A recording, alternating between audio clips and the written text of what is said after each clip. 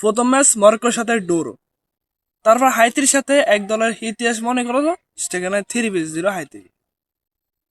তারপর তৃতীয় নাম্বার ম্যাচে আবারও সেই পুরনো স্মৃতি মনে করে দিল স্কটল্যান্ডকে, সেই ব্রাজিল 3-পিস। মানে এক দলের ইতিহাস মনে করাবি প্রত্যেক ম্যাচে, এটাই স্বাভাবিক ব্রাজিলের কাছে। কারণ ব্রাজিল তো ব্রাজিল, ব্রাজিল মানে ব্র্যান্ড, ব্রাজিল ছাড়া তো কোনো দল নাই।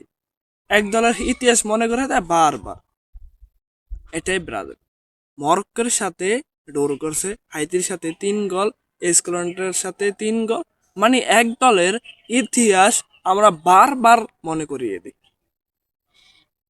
সেটা কোন দল সেটা আপনারা বলবেন আমার কোন বলছে। ব্রাজিল ছাড়া এবার বিশ্বকাপে কোনো দল নেই। ব্রাজিল ব্রাজিল ব্রাজিল আবারও পুরানো বেশে ফিরে আসছে।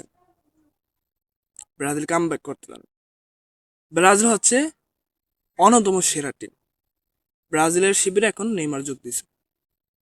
নেইমার আসার কারণেই প্রতিপক্ষরা এখন থর থর থর করে কাঁপে।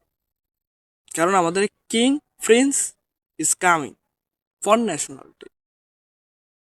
স্কটল্যান্ডের বিপক্ষে শুধু 17টা মিনিট খেলছে, সেখানে স্কটল্যান্ডের ম্যানদের আতঙ্ক রয়েছেন প্রিন্স নেইমার।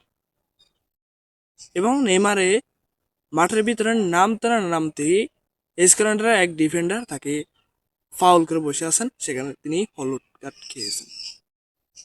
এটাই আমাদের প্রিন্স নেইমার। প্রিন্স নেইমারকে ধরতে গেলেও তোমরা হলুদ কার্ড খেবা, মারতে গেলেও তোমরা লাল কার্ড খেবা। কারণ এটা প্রিন্স নেইমার। প্রিন্স নেইমার তো নেইমার।